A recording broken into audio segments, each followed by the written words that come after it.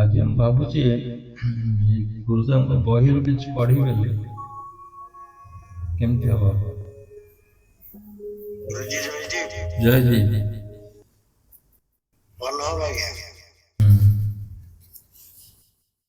कहना गुरुदेव बही मु न पढ़ले से मांदे जाऊँ पढ़ुना सी भावुन आम सत्संग सब अच्छी तथापि गुरुदेव बही पढ़ा दरकार ना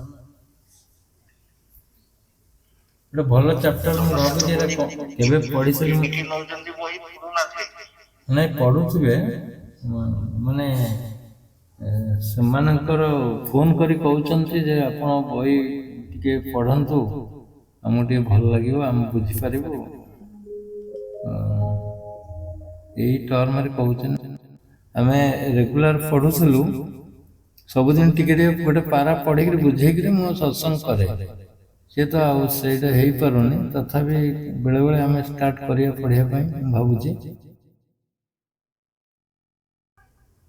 अच्छा रामाराव बीबीएसएस सुविला की प्रणाम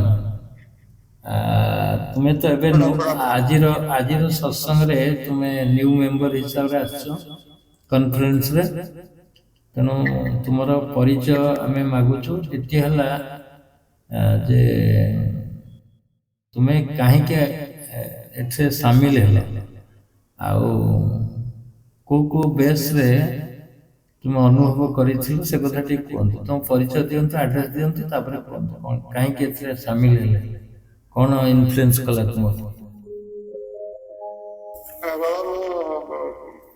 गुरु रूप आज ग्रहण करुच्ची गुरुमार भी गुरु रूप ग्रहण करुच्ची मोर परिचय हूँ R Ramarao Berhampur Govind Bihar 8th line मोर प्रोफेशन हूँ जो एक्वागार्ड कैन फंड सब कर मुख्य उद्देश्य जन कल्याण सेवार मोर सब मनोवृत्ति मोर गुरुदेव होती आश्रित बाबा बलिया है प्रभु तेणु सब आपंकर यूट्यूब देखे देखु देखु मु अनुप्राणित हेली जो शिक्षा जो युवा शिक्षा टाक बहुत मान 2 वर्ष देखी देखी अनुप्राणित होकर आज मुझे डिसाइड कली 2-3 मास है जॉइन कर मझे भी कथा तो जॉइन हो पार नी तो बाध्य मोर एत भाइब्रेसन ना मोर डिसाइड कली पूर्णिमा दिन जॉइन कर पूर्णिमा संक्रांति काली आप कथा संजय भाई सहित कथा तो काली जॉइन करी मोर प्रथम क्लास आज सत्संग और समस्त मणि मणि भाई मणि भौणी मान मोर दंडवत प्रणाम और समस्त अधम को सत्संग योगदान मोर प्रार्थना और आपण गुरु रूप ग्रहण करी गुरुमार को आज गुरुमार ग्रहण कली आ सब आप आशीर्वाद ये अधम पढ़ी जो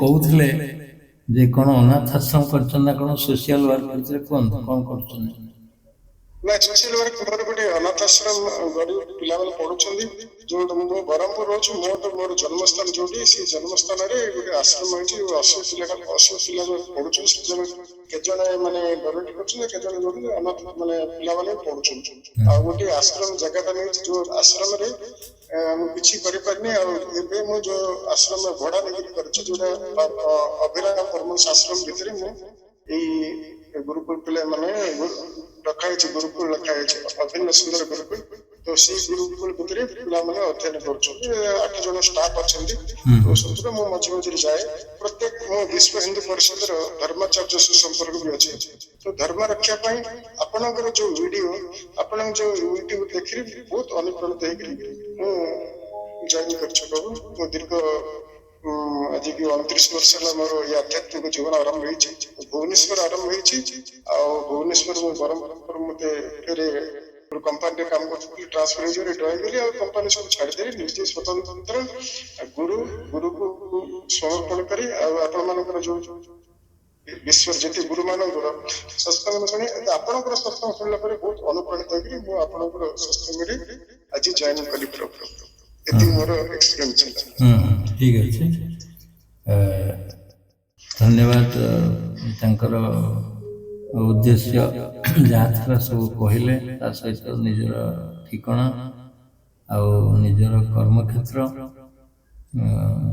ୟୁଟ୍ୟୁବ୍ ସହିତ କେମିତି ଲିଙ୍କ ଥିଲେ, ୟୁଟ୍ୟୁବ୍ରୁ ଅନୁପ୍ରାଣିତ ହେଇଛନ୍ତି, ଆମ ପ୍ରବଚନକୁ ଭଲ ଲାଗିଛି, ତାଙ୍କର ହୃଦୟରେ ସ୍ଥାନ ଦେଇଛନ୍ତି, ଦୀର୍ଘ 2 ବର୍ଷ ପରେ ଏଠି ସାମିଲ ହେଇଛନ୍ତି।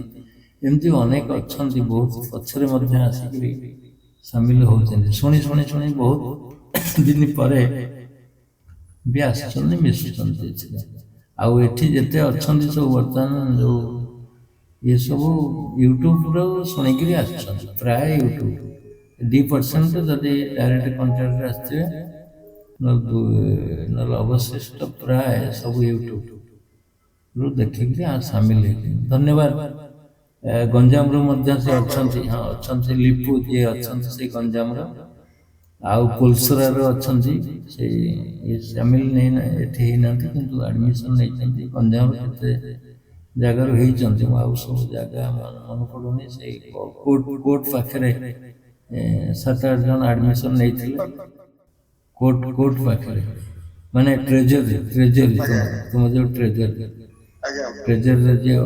सी भी आडमिशन नहीं आउ के जन आडमिशन कर इरेगुलर होती अवश्य किंतु नहीं से सत्संग हो नाला आबेठ से नहीं कंटाक्ट के जन अच्छा के जन साधन करूना आउ ठीक रही। धन्यवाद मतामत सुंदर भाव निजर कथा को उपस्थापन कले भल लगे। आज आम मनस्थ करी जे शिवमुनि का बही हमारे जो गुरुदेव अच्छा शिवमुनि महाराज से तो प्राय 55 पाखापी 54 खंड बही लिखी हिंदी लिखी अवश्य हिंदी ओडिशा रे जो माने एडमिशन नहीं अनुभव ज्ञान को जो माने भल बुझी से कई जन भितर ओडिया रे ट्रांसलेट करथिले हुए तो आकुरेट न हो पारे कहीं ना हिंदी शब्द जमती आमर ओडियार गाउली वार्ड सब अच्छी गाउली वार्ड पूरा कंचा गाउली ताकू एक्सप्रेस करवा हिंदी रे से लिखिछन केते गुडे ताकू हेतु एक्सप्रेस करवा ओडिया को आनिबा कष्ट होई पारे तथापि आनुमानिक ढंग रे से माने ट्रांसलेट करछन्ती जोटा कि ठीक लागु छी। मो मतरे मु भी हिंदी आनी पढ़ी सब जन बही प्राय ओडिया बही भी पढ़ा देते छपा जाए पढ़ी से तो पढ़ा ना छाड़गला बही टच छाड़गला तेरे मुझे जानी जी ओडिया भी ठीक लगे निजस्व भाषा ना ओडिया ठीक लगे जमती कि न नगद 13 उधारी गोटे वर्ड आउ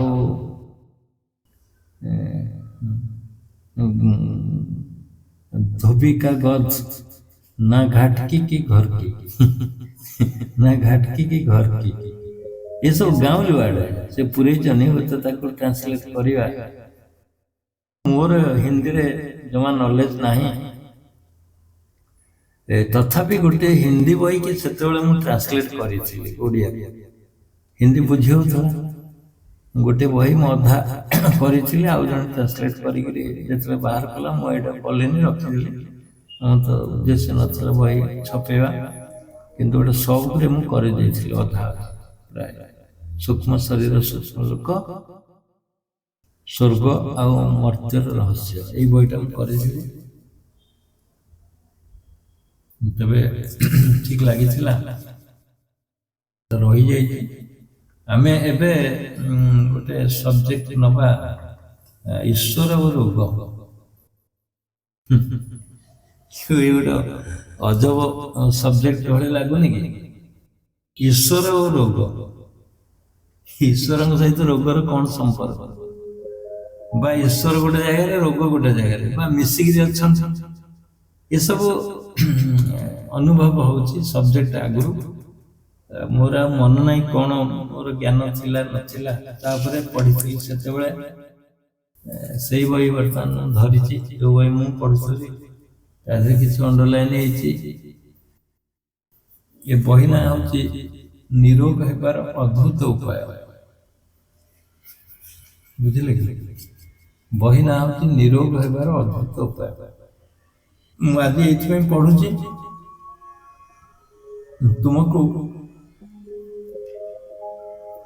ବହି ପଢିବାର ଗୋଟେ ଲାଳସା ସୃଷ୍ଟି ହେଇପାରେ, ଆନ୍ତରିକତା ସୃଷ୍ଟି ହେଇପାରେ।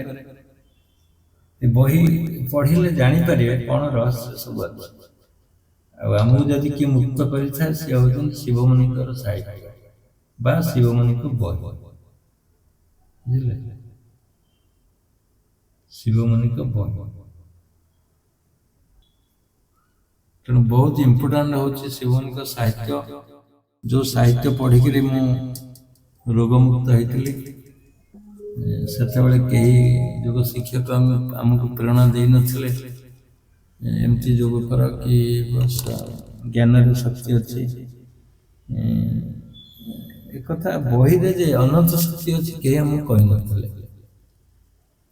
ତେଣୁ ମୋର ଭାବ ଭାଷା ଏବଂ ମୋର ଜ୍ଞାନକୁ ମୁଁ ବହି ଭିତରେ ଦେଖିଥିଲି, ମିଶି ଯାଇଥିଲା ମୋର ଭାବ ସହିତ ଏ ବହିର ଜ୍ଞାନ। ତେଣୁ ମୋତେ ବହୁତ ଆକୃଷ୍ଟ କରିଥିଲା। ତେଣୁ ଯଦି ଆମେ ଏଠି ଅଟକି ଥାଉ ଆଜି ମୁନି ସମାଜରେ କେବଳ ଏଇ ବହି ପାଇଁ, ଜ୍ଞାନ ପାଇଁ, ଆଉ ଶିବମୁନିଙ୍କ ପ୍ରତ୍ୟକ୍ଷ ସାଧନ ପାଇଁ, ବୁଝିପାରିଲେ, ଆମେ ଏଠି ଅଟକିଛୁ।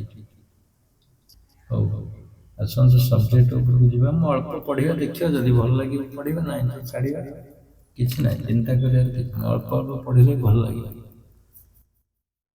ହଁ, ତେବେ ଷଷ୍ଠ ଅଧ୍ୟାୟ, ବହି ନାଁ ହେଲା ନିରୋଗ ହେବାର ଅଦ୍ଭୁତ ଉପାୟ।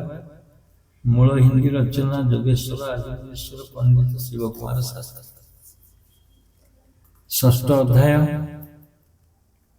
ଏଇଟା ଛୋଟ ବହିଟା, ତେଣୁ ବର୍ତ୍ତମାନ ଯେଉଁମାନେ ନୂଆ ପ୍ରିଣ୍ଟ କରିଛନ୍ତି ସେ ପେଜ୍ ସହିତ ହୁଏତ ନ ମିଶିପାରେ।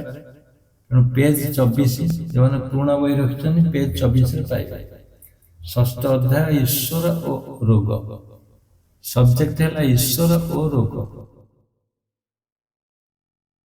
ଶତକଡ଼ା 99% ଲୋକଙ୍କ ବିଚାରରେ ଈଶ୍ୱର ପରମ ପବିତ୍ର, ନିରୋଗ, ନିରାମୟ, ନିର୍ବିକାର, ନିର୍ଲିପ୍ତ ଓ ନିରଞ୍ଜନ। କଣ ହେଲା? ଶତକଡ଼ା 99% ଲୋକଙ୍କ ବିଚାରରେ ଈଶ୍ୱର ପରମ ପବିତ୍ର, ନୁହେଁ କି? ଈଶ୍ୱର ଯିଏ ହେଇଥିବେ ଗୋଟେ ପବିତ୍ର ହେଇଥିବେ, ଅପବିତ୍ର ହେଇନଥିବେ। ନିରୋଗ ହେଇଥିବେ, ଆଉ ନିରାମୟ ହେଇଥିବେ, ରୋଗ ନଥିବ। ନିର୍ବିକାର ହେଇଥିବେ, ନିର୍ଲିପ୍ତ ଓ ନିରଞ୍ଜନ। ନିରଞ୍ଜନ ମାନେ ଦୋଷମୁକ୍ତ, ନିର୍ଲିପ୍ତ ମାନେ କୋଉଠି ଲିପ୍ତ ନଥିବେ। ତେଣୁ ଇଏ ହଉଛି ଈଶ୍ୱରଙ୍କର ଡେଫିନେସନ, ବା ଈଶ୍ୱରଙ୍କ ଡେଫିନେସନଟା ଲୋକଙ୍କର ବିଚାର ଭିତରେ ଏଇଟା ଆସେ। ତେଣୁ ଈଶ୍ୱର ଏହି ସଂସାରର ସୃଷ୍ଟିକର୍ତ୍ତା ମଧ୍ୟ। ଏ ସଂସାରକୁ କିଏ ସୃଷ୍ଟି କରିଥିବ? ଆମ ଗାଁର ମାଧ ଗୋପାଳ ଗୋବିନ୍ଦ କଣ କରିଥିବେ କି ଭାବୁଛନ୍ତି? ନା ଯୋଉ ପଣ୍ଡା ପୂଜାରୀ ମନ୍ଦିରରେ ଅଛନ୍ତି ସେମାନେ କଣ ଏଇ ଯୋଉ ପୃଥିବୀକୁ ସୃଷ୍ଟି କରିଛନ୍ତି? ସୃଷ୍ଟିକର୍ତ୍ତା କଣ ସେଇମାନଙ୍କୁ କହିପାରିବା? ନା ଆଲେକ୍ଜାଣ୍ଡର ହୁଅନ୍ତୁ ବା ଷ୍ଟେଲିନ ହୁଅନ୍ତୁ ବା ହିଟଲର ହୁଅନ୍ତୁ, ଆଉରଙ୍ଗଜେବ ହୁଅନ୍ତୁ, ଯିଏ ହୁଅନ୍ତୁ, ଯୋଉ ବଡ ବଡ ଅଛନ୍ତି, ଯୋଉମାନଙ୍କର ହିଷ୍ଟ୍ରିରେ ନାଁ ଅଛି, ସେମାନେ ସୃଷ୍ଟିକର୍ତ୍ତା ନୁହନ୍ତି। ବୁଝିଲେ? ସେମାନେ ସୃଷ୍ଟିକର୍ତ୍ତା ନୁହନ୍ତି। ତେଣୁ ଈଶ୍ୱର ଏହି ସଂସାରର ସୃଷ୍ଟିକର୍ତ୍ତା ମଧ୍ୟ। ବିଚାର କରିବାର କଥା ଯେ ସ୍ୱୟଂ ନିର୍ବିକାର, ତାଙ୍କରି ନିକଟରୁ ଏହି ବିଚାର ସୃଷ୍ଟି ହୋଇପାରେ କି? ଯିଏ ନିର୍ବିକାର, ଯେ ସ୍ୱୟଂ ନିର୍ବିକାର ତାଙ୍କରି ନିକଟରୁ ଏହି ବିଚାର ସୃଷ୍ଟି ହୋଇପାରେ କି? ଯେ ସ୍ୱୟଂ ନିରୋଗ ଓ ନିରାମୟ ସେ ହିଁ ଏହି ରୋଗ ମାନଙ୍କର ସୃଷ୍ଟିକର୍ତ୍ତା। ଯେ ସ୍ୱୟଂ ନିରୋଗ ଓ ନିରାମୟ ସେ ହିଁ ଏହି ଲୋକମାନଙ୍କର ରୋଗମାନଙ୍କର ସୃଷ୍ଟିକର୍ତ୍ତା। ପ୍ରଶ୍ନବାଚକ କଣ? ଯେ ସ୍ୱୟଂ ନିଷ୍ପାପ ସେ ହିଁ ଏହି ପାପର ସୃଷ୍ଟିକର୍ତ୍ତା। ଯେ ନିଷ୍ପାପ ସେ ପାପ ସୃଷ୍ଟି କରିପାରିବ କି? କୁହନ୍ତୁ। ଯଦି ଈଶ୍ୱରଙ୍କୁ ଆମେ କହିବା ନାଇଁ ପାପୀ କଣ ନିଷ୍ପାପ, ଆଉ ସେ ସୃଷ୍ଟି କରିବେ କେମିତି ପାପଟାକୁ? କଣ ସେ ସ୍ୱୟଂ ନିଷ୍ପାପ? କଣ ଯେ ସ୍ୱୟଂ ନିଷ୍ପାପ, ଯିଏ ନିଷ୍ପାପ ସେ ହିଁ ଏହି ପାପର ସୃଷ୍ଟିକର୍ତ୍ତା କି? କି ଲଗେଇଛି ଠିକ ହବ। ପ୍ରଶ୍ନବାଚକ କି? କଣ ଯେ ସ୍ୱୟଂ ଆନନ୍ଦ ସ୍ୱରୂପ, ଆନନ୍ଦ କନ୍ଦ ଓ ସଚିଦାନନ୍ଦ ସେ ହିଁ ଦୁଃଖ କ୍ଲେଶ ଏବଂ ବିପତ୍ତିର ସୃଷ୍ଟିକର୍ତ୍ତା। ଯିଏ ସ୍ୱୟଂ, ଆମେ ଫାର୍ଷ୍ଟ ସେଣ୍ଟେନ୍ସ ପଢିଲେ ଯେ ଈଶ୍ୱର ପରମ ପବିତ୍ର, ନିରୋଗ, ନିରାମୟ, ନିର୍ବିକାର, ନିର୍ଲିପ୍ତ, ନିରଞ୍ଜନ। ତେଣୁ ତାଙ୍କ ପାଖରେ ଆନନ୍ଦ ସ୍ୱରୂପ ସେ, ସଚିଦାନନ୍ଦ ସ୍ୱରୂପ ସେ ହିଁ ଦୁଃଖ କ୍ଲେଶ ଓ ବିପତ୍ତିର ସୃଷ୍ଟିକର୍ତ୍ତା କି? କୁହନ୍ତୁ। କେବେ ନୁହେଁ, ହବନି, କେବେ ନୁହେଁ। ସେ ଲେଖା ଅଛି କେବେ ନୁହେଁ, ମୁଁ ପଢିନି, ଲେଖା ଅଛି ସେ କେବେ ନୁହେଁ। ପରମାନନ୍ଦ ସଚିଦାନନ୍ଦ ପରମାତ୍ମା ଯେ କି ନିରାମୟ, ନିର୍ବିକାର ଏବଂ ନିଷ୍କଳଙ୍କ ସେ କେବେ ହେଲେ ପାପ, ଦୋଷ, ରୋଗ ଓ ଦୁଃଖର ସୃଷ୍ଟିକର୍ତ୍ତା ହୋଇ ନ ପାରନ୍ତି। ଯିଏ ନିର୍ବିକାର, ପରମ ପବିତ୍ର, ନିରାମୟ, ନିର୍ଲିପ୍ତ, ନିରଞ୍ଜନ, ନିରୋଗ ସିଏ କେବେ ସୃଷ୍ଟି କରିପାରିବେ କି ପାପ, ଦୋଷ, ରୋଗ, ଦୁଃଖ? ସୃଷ୍ଟିକର୍ତ୍ତା ଆର ହେଇପାରିବେ ନାହିଁ, ନିଶ୍ଚିନ୍ତ ଭାବରେ ପ୍ରଶ୍ନ ହବ। କେବେ ନୁହେଁ। ରୋଗର ସୃଷ୍ଟି ନାହିଁ। ଦେଖନ୍ତୁ, ରୋଗର ସୃଷ୍ଟି ନାହିଁ, ଉତ୍ପତ୍ତି ନାହିଁ, ତାର ସୃଷ୍ଟି ନାହିଁ କି ଉତ୍ପତ୍ତି ନାହିଁ। ରୋଗକୁ ଈଶ୍ୱର ମଧ୍ୟ ସୃଷ୍ଟି କରିନାହାନ୍ତି। କଣ ଲେଖିଲେ ନା ରୋଗର ସୃଷ୍ଟି ନାହିଁ, ଉତ୍ପତ୍ତି ନାହିଁ, ରୋଗକୁ ଈଶ୍ୱର ମଧ୍ୟ ସୃଷ୍ଟି କରିନାହାନ୍ତି। ଯଦି ରୋଗ ଈଶ୍ୱରଙ୍କ ଦ୍ୱାରା ସୃଷ୍ଟି ନୁହେଁ, ତେବେ ଏ ସଂସାରରେ ଏପରି ଆଉ କିଏ ପୁରୁଷ ବା ଶକ୍ତି ଅଛି ଯେ କି ରୋଗକୁ ସୃଷ୍ଟି କରି ଈଶ୍ୱରଙ୍କ ବିନା ଆଜ୍ଞାରେ ତାଙ୍କରି ସୃଷ୍ଟି ମଧ୍ୟରେ ସ୍ଥାପନ କରି ଯାଇଅଛି?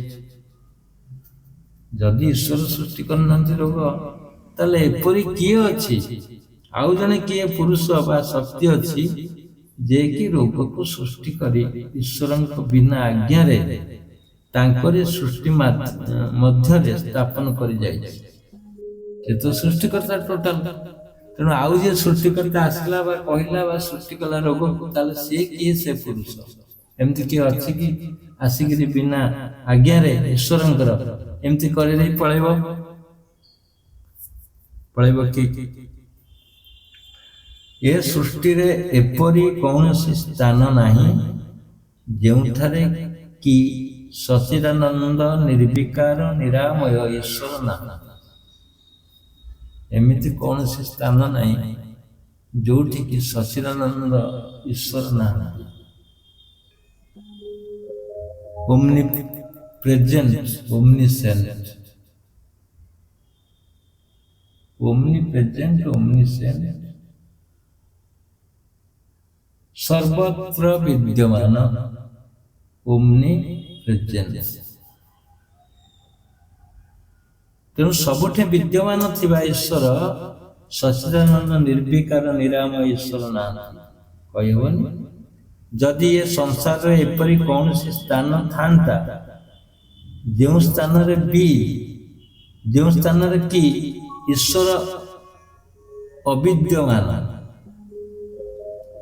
ଏମିତି କୌଣସି ଗୋଟେ ସ୍ଥାନ ଅଛି ଯୋଉଠି ଈଶ୍ୱର ଅବିଦ୍ୟମାନ ବା ତାହେଲେ ଆମ୍ଭେ ବିଶ୍ୱାସ କରନ୍ତୁ ଯେ ଈଶ୍ୱରଙ୍କର କୌଣସି ଶତ୍ରୁ ରୋଗକୁ ସୃଷ୍ଟି କରି ସେ ସ୍ଥାନରେ ତାକୁ ରଖିଯାଇଛି। ଯଦି ଗୁରୁଦେବ କହୁଛନ୍ତି ଯଦି ଏଭଳି କୌଣସି ଗୋଟେ ସ୍ଥାନ ଥାନ୍ତା ଯୋଉଠି ଈଶ୍ୱରଙ୍କର ନଥାନ୍ତା, ସେଇ ସ୍ଥାନରେ ସେଇ ଲୋକ ବା ସେଇ ପୁରୁଷ ବା ଯିଏ ସୃଷ୍ଟି କରିଛି ରୋଗକୁ ସେଠି ଛାଡ଼ିକି ପଳେଇଲା। ସେମିତି ତ କିଛି ସ୍ଥାନ ନାହିଁ। କିନ୍ତୁ ଈଶ୍ୱର ତ ସର୍ବବ୍ୟାପୀ, ଈଶ୍ୱର ସର୍ବବ୍ୟାପୀ, ଓମନିପୋଟେଣ୍ଟ, ଈଶ୍ୱର ସର୍ବବ୍ୟାପୀ, ସବୁଆଡେ ଅଛନ୍ତି। ଏମିତି କୌଣସି ସ୍ଥାନ ନାହିଁ ଖାଲି ସ୍ଥାନ ଯେ ସେଇ ଲୋକ ପାଇଁ ସେଇଠି ସେ ସୃଷ୍ଟି କରି ପଳେଇ ଯାଇଛି ରୋଗକୁ। ଆମେ ସିନା ସବୁ ଦେଶ ମିଶିକିରି କହୁଛେ ଚାଇନା ଛାଡ଼ିଦେଲା, ଭାଇରସ ଛାଡ଼ିଦେଲା, ସେମିତି କିଏ ନାହାନ୍ତି ଯେ ଚାଇନା ଭଳି ଦେଶ ବା ଚାଇନା ଭଳି ଲୋକ ଯେ ରୋଗଟାକୁ ଛାଡ଼ି ଦେଇଛି। ଈଶ୍ୱର ଚାଇନାରେ ବି ଅଛନ୍ତି, ହଲାଣ୍ଡରେ ଅଛନ୍ତି, ପୋଲାଣ୍ଡରେ ଅଛନ୍ତି, ଭାରତରେ ଅଛନ୍ତି, ଆମେରିକାରେ ମଧ୍ୟ ଅଛନ୍ତି। କୋଉ ସ୍ଥାନରେ ନାହାନ୍ତି? ସବୁ ସ୍ଥାନରେ ଅଛନ୍ତି, ସର୍ବବ୍ୟାପୀ। ଆଚ୍ଛା, ସାଧାରଣ ଭାବରେ ଦେଖିବାକୁ ଗଲେ କୌଣସି ପ୍ରଭାବଶାଳୀ, ବଳବାନ, ପ୍ରତାପୀ, ପ୍ରଜାବତ୍ସଳ, ଦୟାଳୁ ସମ୍ରାଟଙ୍କ ସମକ୍ଷରେ ତାଙ୍କର ପ୍ରଜାଙ୍କୁ କୌଣସି ଚୋର ଡକାୟତ ଲୁଣ୍ଠନ କରିପାରନ୍ତି ନାହିଁ ବା ଦୁଃଖ ଦେଇପାରନ୍ତି ନାହିଁ। ଏଠି କୁହାହେଲା କୌଣସି ପ୍ରଭାବଶାଳୀ ଈଶ୍ୱର ବା ରାଜାଙ୍କ ଆଗରେ କୌଣସି ଚୋର ବା କୌଣସି ଡକାୟତ ଲୁଣ୍ଠନ କରିପାରନ୍ତି ନାହିଁ। କୌଣସି ରାଜ୍ୟରେ ହଉ ବା ରାଜାଙ୍କ ସମ୍ମୁଖରେ ହଉ କୌଣସି ଲୁଣ୍ଠନକାରୀ କୌଣସି ପ୍ରଜାଙ୍କୁ ଦୁଃଖ ଦେଇପାରିବେ ନାହିଁ କହିବା କଥା। ତାହେଲେ ଦୀନବନ୍ଧୁ, ଦୟାସାଗର, ସର୍ବଶକ୍ତିମାନ ଈଶ୍ୱରଙ୍କ ଉପସ୍ଥିତିରେ ଏବଂ ତାଙ୍କରି ଦେଖୁଥିବା ଅବସ୍ଥାରେ, ତାଙ୍କରି ସୃଷ୍ଟି ମଧ୍ୟରେ, ତାଙ୍କରି ପୁତ୍ରମାନଙ୍କ ସହିତ ଏପରି ଆଉ କିଏ ବାସ କରିପାରନ୍ତି ଯେ କି ଏହି ସଂସାରରେ ରୋଗମାନଙ୍କର ସୃଷ୍ଟିକର୍ତ୍ତା ସ୍ଥାପିତ ହୋଇପାରେ। ତେବେ ଆଉ କିଏ ଅଛନ୍ତି ଯେ ଏମିତି ସୃଷ୍ଟିକର୍ତ୍ତାଙ୍କ ଉପସ୍ଥିତିରେ ବା ତାଙ୍କର ନଜରରେ ଆଉ କିଏ ଅଛନ୍ତି ଏମିତି କରିପାରେ? ଆମ୍ଭ ଦେଖିବାରେ କର୍ତ୍ତବ୍ୟ ପରାୟଣ, ସାମ୍ରାଜ୍ୟ, ପୋଲିସ କର୍ମଚାରୀ ସାମ୍ନାରେ ତାର ନିର୍ବାର୍ଯ୍ୟ ଶକ୍ତି ଅନ୍ତର୍ଗତ କୌଣସି ଦୁଃଖଦାୟୀ ଘଟଣା ଘଟିପାରେ ନାହିଁ। ଗୁରୁଦେବ କହୁଛନ୍ତି ତାଙ୍କର ମତରେ ଯେ କୌଣସି ପୋଲିସ କର୍ମଚାରୀ, କର୍ତ୍ତବ୍ୟପରାୟଣ ସାମାନ୍ୟ ପୋଲିସ ଆଉ ସାମ୍ନାରେ ତାର ନିର୍ବାର୍ଯ୍ୟ ଶକ୍ତି ଅନ୍ତର୍ଗତ କୌଣସି ଦୁଃଖଦାୟୀ ଘଟଣା ଘଟିପାରେ ନାହିଁ। ତାହେଲେ ସର୍ବବ୍ୟାପକ, ସର୍ବଶକ୍ତିମାନ, ପରମ ଦୟାଳୁ ଈଶ୍ୱରଙ୍କ ସମକ୍ଷରେ ଏପରି ଦୁଃଖଦାୟକ ଘଟଣା ଘଟିପାରେ ବୋଲି କିପରି ବିଶ୍ୱାସ କରିବା? ଯଦି ଗୋଟେ କର୍ତ୍ତବ୍ୟପରାୟଣ ପୋଲିସ ଆଗରେ କେହି ଦୁଃଖ ଅନୁଭବ କରିପାରୁନାହାନ୍ତି, ତାଙ୍କର ଯେତିକି ବଳ ଅଛି ସେ ତାକୁ ପ୍ରୟୋଗ କରି ରୋକି ଦେଇପାରିବେ। ତେଣୁ ଇଏ ସର୍ବଶକ୍ତିମାନ ଈଶ୍ୱର ସବୁଠି ଅଛନ୍ତି। କେମିତି ଏ ଜିନିଷ ହଉଛି? ହବା କଥା ନୁହେଁ। ବୁଝିପାରୁଛନ୍ତି?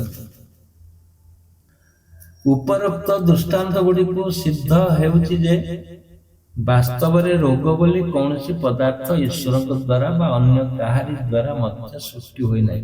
ଏତିକ କହିବାର ଉଦ୍ଦେଶ୍ୟ ହେଉଛି କେହି ୟାକୁ ସୃଷ୍ଟି କରିନାହାନ୍ତି ବା ଈଶ୍ୱର ସୃଷ୍ଟି କରିନାହାନ୍ତି, ରୋଗକୁ ସୃଷ୍ଟି କରିନାହାନ୍ତି। ଏହାର ପ୍ରମାଣ ଯାହା ଏ ବହିରୁ ମିଳୁଛି। ଆମ୍ଭେ ସ୍ୱୟଂ ଆମ୍ଭର ଅଶୁଭ, ଅସତ୍ୟ, ବ୍ୟର୍ଥ ବିଚାର, କଳ୍ପନା ଓ ଭାବନା ଦ୍ୱାରା ହିଁ ରୋଗ ସୃଷ୍ଟି କରୁ ବା ବୈଦ୍ୟ, ଡାକ୍ତର କବିରାଜ ମାନେ ଏହାକୁ ସେମାନଙ୍କର କଳ୍ପନାରୁ ପ୍ରସ୍ତୁତ କରି ଆମମାନଙ୍କୁ ହୃଦୟରେ ସ୍ଥାପନ କରିଥାନ୍ତି। ଆମମାନଙ୍କ ହୃଦୟରେ ସ୍ଥାପନ କରିଥାନ୍ତି।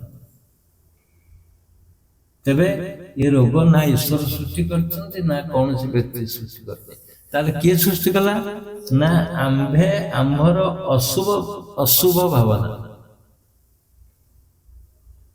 ଆଉ ଅସତ୍ୟ ବ୍ୟର୍ଥ ବିଚାର କଳ୍ପନା ଓ ଭାବନା ଦ୍ୱାରା ହିଁ ରୋଗ ସୃଷ୍ଟି କରୁ ବା ବୈଦ୍ୟ ଡାକ୍ତର କବିରାଜ ମାନେ ଏହାକୁ ମାନଙ୍କର କଳ୍ପନାରୁ ପ୍ରସ୍ତୁତ କରି ଆମ ମାନଙ୍କ ହୃଦୟରେ ସ୍ଥାପନ କରେ। ହଁ ତୁମେ କହିଲେ ଏଇଟା ମୋର ହଉଛି, ଡାକ୍ତର ଆସି କହିଲେ ହଁ ଏଇଟା ହଉଛି ଇସୋନଫିଲିଆ, ଏଇଟା ହଉଛି କ୍ୟାନ୍ସର, ଏଇଟା ହଉଛି ଅମକ ରୋଗ, ଏଇଟା ବ୍ରୋଙ୍କାଇଟ୍, ଏଇଟା ଇସୋମୋନିଆ, ନିଦ ହଉନି, ଡାକ୍ତର ପାଖକୁ ଗଲା ଇସୋମୋନିଆ, ଡାକ୍ତର କହିଲା ନିଦ ହଉନି, ଏଇ ଗୋଟେ ରୋଗ, ନିଅ ଟାବଲେଟ ନିଅ, ନୀଳ ନାଲି ବଟିକା ବାହାରିବ, ଖାଇବ, ଶୋଇବ, ରାତିରେ କି ଚିନ୍ତା କରିବନି, ଶୋଇପଡ଼ିବ, ବାସ୍ ତମକୁ କିଛି ଆରାମ ମିଳିଲା।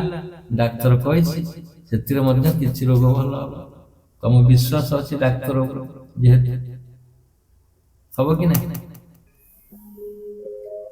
ରୋଗ କୋଉଠି ସୃଷ୍ଟି ହେଲା? ତୁମର ଭାବନାର ସୃଷ୍ଟି ହେଇଛି।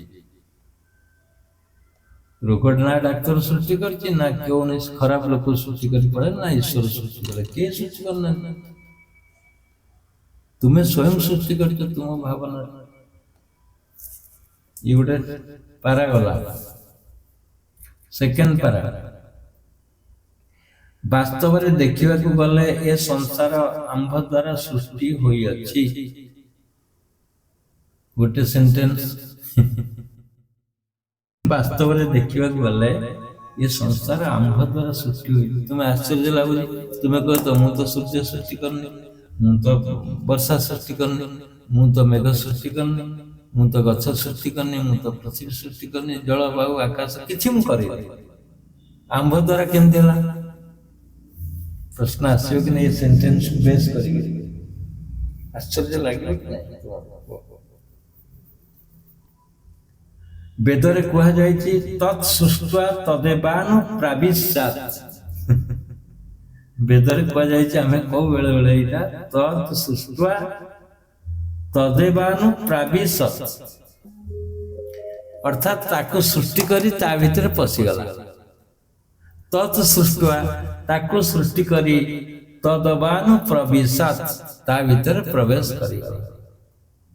ସେ ଏହାକୁ ସୃଷ୍ଟି କରି ସ୍ୱୟଂ ଏହାରି ମଧ୍ୟରେ ପ୍ରବେଶ କରିଅଛନ୍ତି। ଏଇଟା ଲେଖିଲେ ପୁଣି ମୁଁ ଆମ ଯାହା କହୁଥିଲି, ସେ ଏହାକୁ ସୃଷ୍ଟି କରି ସ୍ୱୟଂ ଏହାରି ମଧ୍ୟରେ ପ୍ରବେଶ କରିଅଛନ୍ତି, ଅର୍ଥାତ୍ ଆତ୍ମା ଏହାକୁ ସୃଷ୍ଟି କରି ନିଜ ନିର୍ମିତ ଗୃହରେ ସ୍ୱୟଂ ଅବସ୍ଥାନ କରୁଛନ୍ତି। ଗୋଟେ ଈଶ୍ୱର କଣ କଲେ ନା, ଈଶ୍ୱର ସବୁ ସୃଷ୍ଟି କଲେ, ଆକାଶ ସୃଷ୍ଟି କଲେ, ମେଘ ସୃଷ୍ଟି କଲେ, ପର୍ବତ ସୃଷ୍ଟି କଲେ, ପୃଥିବୀ ସୃଷ୍ଟି କଲେ, ଅନ୍ତରିକ ସବୁ ସୃଷ୍ଟି କଲେ, ଶେଷରେ ଜୀବ ସୃଷ୍ଟି କଲେ। ଜୀବ ବହୁତ ଚାଲାକ ମଡେଲ ଗୁଡ଼ା ତିଆରି କରିଦେଲେ, ଇଏ ସବୁ କିଛି କରିପାରିବ, ଚନ୍ଦ୍ରପୃଷ୍ଠକୁ ଯାଇପାରିବ, ପର୍ବତ ହିମାଳୟ ଉପରକୁ ଉଠିଯିବ, କୈଳାସ ପର୍ବତକୁ ଯିବ, ସମୁଦ୍ରରେ ବୁଡ଼ି ପାରିବ, ଆକାଶରେ ଉଡ଼ି ପାରିବ, ପରମାଣୁ ବୋମା ପକେଇ ଗୋଟେ ଦେଶକୁ ନଷ୍ଟ କରିପାରିବ, ସବୁ ବିଦ୍ୟା ଦେଇଦେଲେ, ପୁରା ମନୋପଲି ପାୱାର ଦେଇଦେଲେ। କାହାକୁ? ମଣିଷକୁ। ଯେତେବେଳେ ସୃଷ୍ଟି କରିଦେଲେ ଈଶ୍ୱର, ତାପରେ ଯେମିତି ଶିବ ଭସ୍ମାସୁରକୁ ବର ଦେଲା ପରେ ଚେତା ପଶିଲା, ଆରେ ମୋ ମୁଣ୍ଡକୁ ଛୁଇଁଲାଣି, ସେ ଦୌଡ଼ିଲା, ସେମିତି ଇଏ କଣ କଲେ ନା, ଯେତେବେଳେ ଈଶ୍ୱର ସୃଷ୍ଟି କରି ସାରିଲେ, ମଣିଷ ମଡେଲ ସୃଷ୍ଟି ହେଇଗଲା, ଲାଟେଷ୍ଟ ଡିଜାଇନର ମଡେଲ ହେଲା। ବର୍ତ୍ତମାନ ସେ ସୃଷ୍ଟି କଲାବେଳେ ତାଙ୍କ ମୁଣ୍ଡରେ ଚିତା ପଶିଲା ଯେ ଈଶ୍ୱରକୁ ଯଦି ଇଏ ଖୋଜିବ, ମୁଁ କୋଉଠି ଅଛି? ଯଦି ଆକୁ ବଳ ଦିଆଗଲା, ଆଟୋନୋମି ପାୱାର ଦିଆଗଲା ଯେ ସବୁଠି ହିଁ ଯାଇପାରିବ, ତାହେଲେ ଈଶ୍ୱରଙ୍କୁ ଖୋଜିବା କଷ୍ଟ ହବ କି ନାହିଁ? ତାକୁ ହବନି। ତେଣୁ ମୁଁ କୋଉଠି ରହିବି? ଈଶ୍ୱରଙ୍କ ଭଗବାନଙ୍କର ଭାବନା ଆସିଲା, ମୁଁ କୋଉଠି ରହିବି? ଚିନ୍ତା କରି କରି ସେଠୁ ଈଶ୍ୱର ସ୍ୱୟଂ କଣ କଲେ, ଇରେ ଗୋଟେ ଭଲ ଜାଗା ଅଛି, ସେଇଟା ହଉଛି ତା ଭିତରେ। ତା ଭିତରେ ମୁଁ ରହିଲେ ସେ ଖୋଜୁଥିବ, ଆଉ ଖୋଜୁଥାଉ ବାହାରେ ଖୋଜୁ ତ ସବୁଆଡ଼େ ପଡ଼ିଛି ଆଙ୍ଗେଲ ଯିବା ପାଇଁ। ସମୁଦ୍ର ଯିବ, ଈଶ୍ୱରଙ୍କୁ ଖୋଜିବ, ହିମାଳୟ ଯିବ, ପର୍ବତକୁ ଚଢ଼ିବ, ମନ୍ଦିରକୁ ଯିବ, ଘର ଦ୍ୱାର ସବୁ ଖୋଜିବ। ଈଶ୍ୱର ସୃଷ୍ଟି କରିଦେବ। ଏଇଠି ଭୁବନେଶ୍ୱରରେ ଲିଙ୍ଗରାଜ ଗୋଟିଏ ଲିଙ୍ଗରାଜ ନାହିଁ, ଏଠି 108 ଲିଙ୍ଗ ଅଛନ୍ତି। ଏ ଭୁବନେଶ୍ୱର 108 ଶିବ ମନ୍ଦିର, ମନ୍ଦିର ମାଳିନୀ ନଗରୀ ଭୁବନେଶ୍ୱର। ସବୁ ବିହାର ଦେଖୁନା, ଆଚାର୍ଯ୍ୟ ବିହାର, ବାଣୀ ବିହାର, ସେ ଲୁମ୍ବିନ ବିହାର,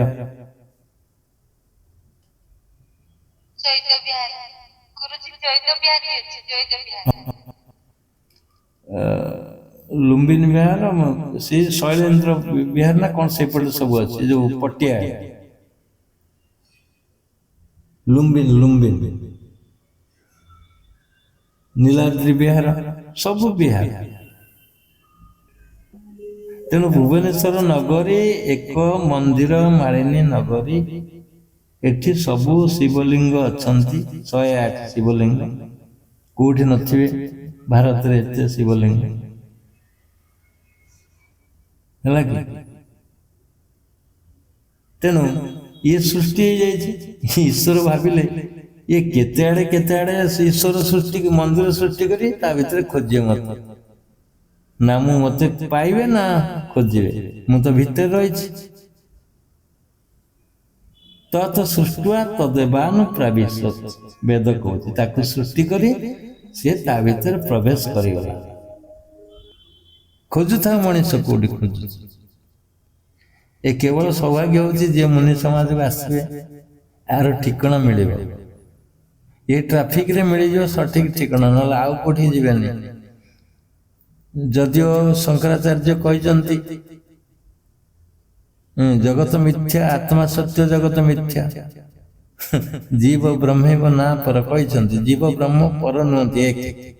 ବେଦ ବି କହୁଛି ଏକ। ସାଜୁଦା ସଖ୍ୟାଂ ସମାନ ବୃକ୍ଷଂ, ଗୋଟିଏ ବୃକ୍ଷରେ ଦୁଇଟି ପକ୍ଷ ଅଛନ୍ତି। ଭାଗବତ ମଧ୍ୟ ସେଇ କଥା କହୁଛି, ଏକଇ ବୃକ୍ଷ ହଂସ ଦୁଇ, ଏକା ଜିନିଷ। ଜୀବ ବ୍ରହ୍ମ ଏକ। ଅର୍ଜୁନ କୃଷ୍ଣ ଏକ, ଦ୍ୱିତୀୟ କୃଷ୍ଣ ମଧ୍ୟ ଅର୍ଜୁନ କୁହାଯାଉଛି ଏକ। ତେଣୁ ଏଇ ଯୋଉ ଜୀବ ସହିତ ବ୍ରହ୍ମକୁ ଜଏଣ୍ଟ କରି ବ୍ରହ୍ମ ରହିଗଲେ ଭିତରେ, ଅଡୁଆ ହେଇଗଲା ଲୋକଙ୍କ ପାଇଁ। ପେଟ୍ରୋଲ ଅଛି ଭରିବେ, ସବୁଆଡେ ବୁଲି ପାରିଥାନ୍ତେ, କିନ୍ତୁ ଆ ଭିତରକୁ ତ ପେଟ୍ରୋଲ ଦରକାର ନାହିଁ, ଆ ଭିତରେ ତ ଯନ୍ତ୍ର ଦରକାର ନାହିଁ, ଆ ଭିତରେ ତ ମନ୍ତ୍ର ଦରକାର ନାହିଁ। ଆ ଭିତରକୁ ଆସିବା ପାଇଁ କଣ ଦରକାର? ନା ଆଲୋକ ଦରକାର, ନା ଅନ୍ଧାର, ନା ଗାଡି, ନା ଘୋଡା, ନା ବସ୍ତ୍ର, ନା ଖାଦ୍ୟ, ନା ଦିନ, ନା ରାତି। ବୁଝିଲେ? ମୁଁ ଜଳରେ ମରିବିନି କି ଆକାଶରେ ମରିବିନି, ବର ପାଇଲେ ହିରଣ୍ୟ କଶିପ। ସେମିତି ଏଠି ତୁମେ କେମିତି ଆ ଭିତରକୁ ଯିବ? ଏ ଦ୍ୱନ୍ଦ୍ୱ ଭିତରେ ରଖି ଦେଇଗଲେ। ଭଗବାନ ସୃଷ୍ଟି କରିକିରି ତୁମକୁ ଦ୍ୱନ୍ଦ୍ୱ ଭିତରେ ଛାଡି ଦେଇ ଯାଇଛନ୍ତି। ତମେ ଖୋଜୁଛ ଆଜି ପର୍ଯ୍ୟନ୍ତ। 7 ଖଣ୍ଡ ରାମାୟଣ ପଢା ହେଲେ ବି ଜୀବ ବ୍ରହ୍ମ ଏକ କୁହା ହଉଛି, ସେଇଟା ବୁଝି ହବନି। ଯଦି ଜୀବ ଯୋଉଠି ଅଛି ବ୍ରହ୍ମ ସେଇଠି ଅଛି, ମଣିଷ ବୁଝି ଯାଆନ୍ତା। ଅହଂ ବ୍ରହ୍ମାସ୍ମିର ଶବ୍ଦ ଯଦି ବୁଝିପାରନ୍ତା, ତାହେଲେ ସେ ବାହାରେ ଖୋଜନ୍ତାନି। ଅହଂ ବ୍ରହ୍ମାସ୍ମି, ମୁଁ ବ୍ରହ୍ମ। ଅୟଂ ଆତ୍ମା ବ୍ରହ୍ମ, ଏଇ ଆତ୍ମା ହିଁ ବ୍ରହ୍ମ। ପୁଣି କୁହାଯାଇଛି ଏଇ ଅୟଂ ଆତ୍ମା ବ୍ରହ୍ମ। ପୁଣି କୁହାଯାଇଛି ଅୟଂ ଆତ୍ମା ବ୍ରହ୍ମ ସ୍ୱୟଂ ଚତୁଷ୍ପଦ, 4 ପାଦ ବିଶିଷ୍ଟ ସିଏ ହଉଛି ବ୍ରହ୍ମ। ତାକୁ ବ୍ରହ୍ମ କହିବା ଯିଏ 4 ପାଦ ଥିବ। ତା ଅର୍ଥ ଯିଏ ଶୋଇପାରୁଥିବ, ଯିଏ ଜାଗ୍ରତରେ ଥିବ, ଜାଗ୍ରତ, ସ୍ୱପ୍ନ, ସୁଷୁପ୍ତି, ତୁରିୟା, ଏଇ 4ଟି ଅବସ୍ଥା ଯାହାର ଥିବ ସେ ବ୍ରହ୍ମ। ପଥର ଅଛି କି 4ଟି ଅବସ୍ଥା? ମଣିଷର ଅଛି। ମଣିଷ ଜାଗ୍ରତ ରହୁଛି, ସୁଷୁପ୍ତି ଏ ସ୍ୱପ୍ନ, ସୁଷୁପ୍ତି ଆଉ ଜାଗ୍ରତ ମଝିଟା ସ୍ୱପ୍ନ। ଶୋଇଲେ ସ୍ୱପ୍ନ ହବନି, ଜାଗ୍ରତରେ ସ୍ୱପ୍ନ ହବନି, ତାର ମିଡିଲ ଅବସ୍ଥା, ତା ଯେମିତି ଦିନ ରାତି ମଝିଟା ସନ୍ଧ୍ୟା, ନା ରାତି ନା ଦିନ। ସୂର୍ଯ୍ୟ ଯାଉଥିବ, ସୂର୍ଯ୍ୟ ବୁଡ଼ି ଯାଉଥିବ, ସନ୍ଧ୍ୟାର ଉପସ୍ଥିତି ଆମେ କହିବା। ସେମିତି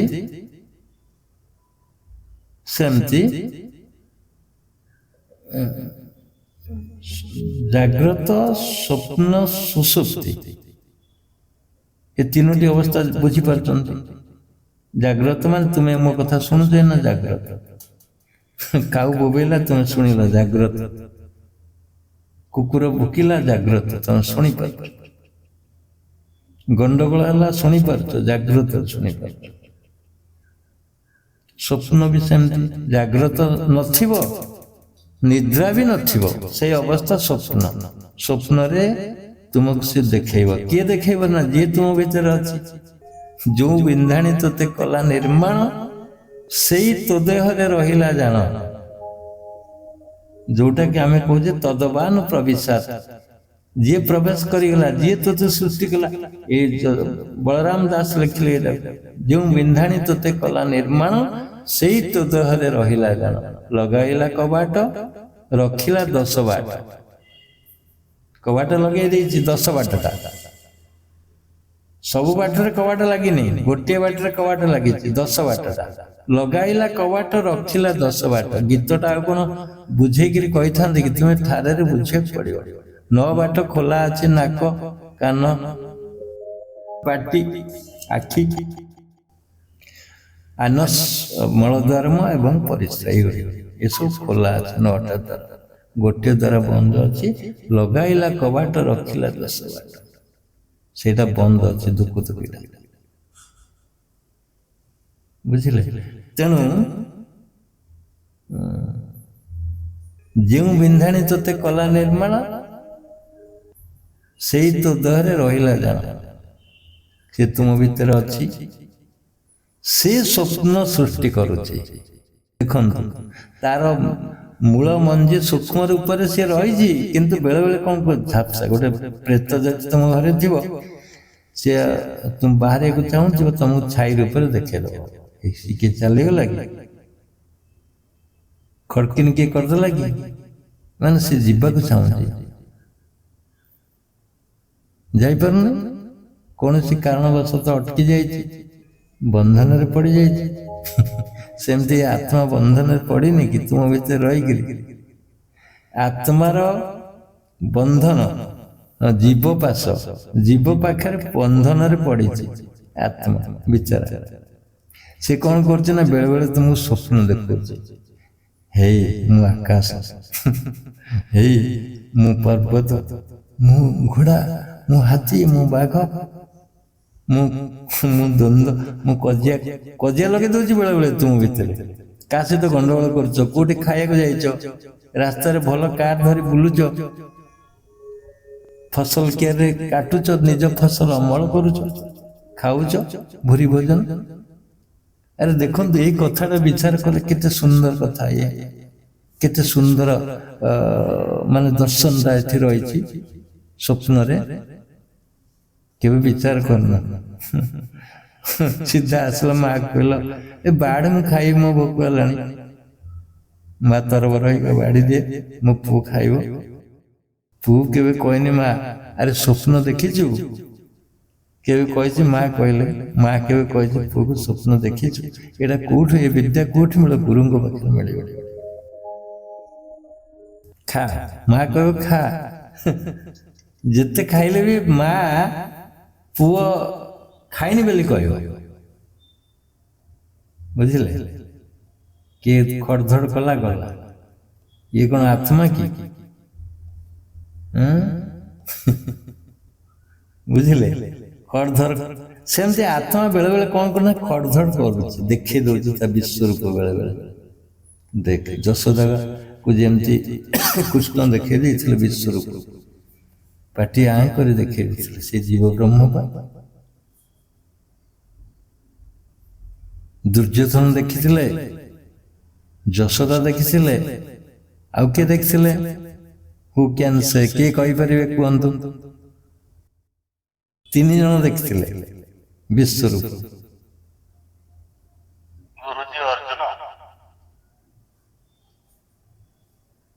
କୁହନ୍ତୁ କୁହନ୍ତୁ, ଆଉ ଥରେ କୁହନ୍ତୁ।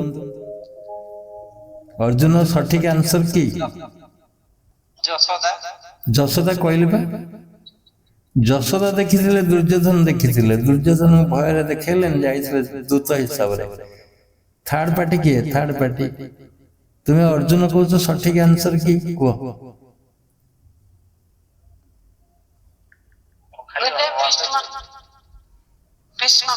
ଭୀଷ୍ମ ସଠିକ ଆନ୍ସର କି?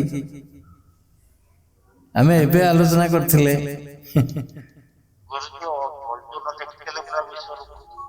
ଅର୍ଜୁନ ଅକୁର କାହିଁ ଦେଖିବ? କିଏ?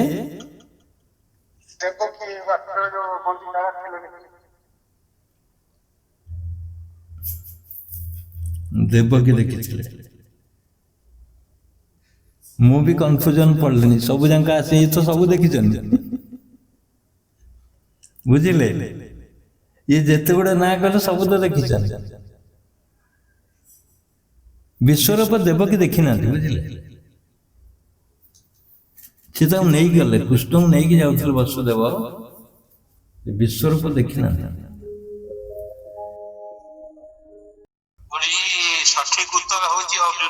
ସଠିକ ଉତ୍ତର ହଉଛି ଅର୍ଜୁନ। ସଠିକ ଉତ୍ତର ଅର୍ଜୁନ। ଏ 3 ଜଣ ଦେଖିଥିଲେ ବିଶ୍ୱରୂପ। କିନ୍ତୁ ସେ ଯୁଗରେ ଯଦି 3 ଜଣ ଦେଖିଥିଲେ, ଏ ଯୁଗରେ କେତେ ଜଣ ଦେଖିବେ କୁହନ୍ତୁ? ଏଇଠି ଆମ ପାଖରେ ତ 3 ଜଣ ଦେଖି ସାରିଲେଣି। ତାମାନେ ସେ କଣ ଅର୍ଜୁନ ହେଲେନି କି? ସେ କଣ ଦୁର୍ଯ୍ୟୋଧନ ହେଲେନି କି? ନା, ଦୁର୍ଯ୍ୟୋଧନ ଏଠି ହେବେ। ये पांडव ग्रुप रे दुर्योधन कुआडे आसो? सी कौन भीष्म हेलेनि कि? सी कौन अर्जुन हेलेनि कि? तुम्हें स्वयं जने जने अर्जुन। मन रखु जीव ब्रह्म पा, जीव जोटी ब्रह्म सेठी। तेणु एते पोथी लेखा जायछि, एते भागवत लेखा जायछि, एते गीता लेखा जायछि। गीतार सार तत्व होछि जे अर्जुन को बुझौचनि कृष्ण, बारंबार बुझौचनि भगवान रूप रे बुझौचनि। कथन ए लोक मानक पई कुआ जायछि। चरित्र रहिला अर्जुन एवं कृष्ण। यदा यदा धर्मस्य ग्लानिर्भवति भारत, ये जो शब्द सब सृष्टि है, एरा प्रकृत अर्थ होछि जोग तत्व, आउ किछि नहीं। जत्र जोगेश्वर कृष्ण, जत्र पार्थ धनुर्धर, ये सब जोग तत्व कथा कुआई।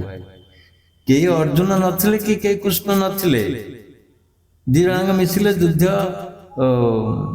माने जय हब ना, सेटा ना।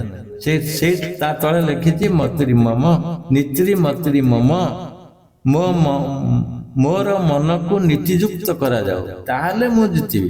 से कृष्ण थांतो अर्जुन थांतो किछि करि परिबा। तेणु ये जोग तत्व कथा कुआ है जी, अर्जुन को बुझेइछनि कृष्ण बारंबार जे तू ए काम कर, जोग कर, तू मते पाइबा। तू जे मु सही परा यही परा सही। काले हम गीत बोल नथले कि?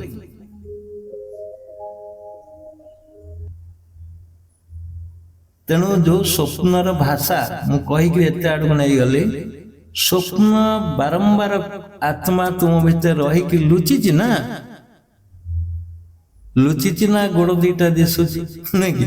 तू तो लुचिछु, पुणी देखौछु काहे कि स्वप्न? कहलु तो मनीष मते खोजी बाहर कर दब, पुणी लुचि गलु, पुणी ता भीतर स्वप्न काहे देखौछु? किंतु ए अज्ञात मनीष, अज्ञानतारु मनीष नेग्लिजेंस करिकरी से स्वप्न को आधार धरुनी जीवा पाई गोटे सीढ़ी से बाट। ଆଜି ଯଦି ଆମେ ଏଇ ସ୍ୱପ୍ନ ଏଇ ଯୋଉ ସ୍ତରକୁ ଆସିଥାଉ କେବଳ ସ୍ୱପ୍ନ ପାଇଁ, ସ୍ୱପ୍ନର ରହସ୍ୟ ବୁଝିକିରି ଆ ଭିତରକୁ ଆସିଛୁ। ଆରେ ଏ ସ୍ୱପ୍ନ ତ କେତେ ମହାନ, କେତେ ବିରାଟ, ସୃଷ୍ଟି କଲା କିଏ? ତୁମେ ତ ନିଜେ ସାର ସାକ୍ଷୀ ନା। କେହି ନଥାନ୍ତୁ ବିଚାରପତି, କେହି ନଥାନ୍ତୁ ତୁମ ସହିତ, ତୁମେ ତ ଅଛ ନା। ତୁମେ କହୁଛ ହଁ ମୁଁ ଦେଖିଛି, ମୁଁ ଖାଇଲେ ମୋ ପେଟ ପୁରିଗଲା, ବାଘ ଗୋଡେଇଲା ମୁଁ ଚିତ୍କାର କଲି। ଏ ଅସତ୍ୟ କେବେ ନୁହେଁ।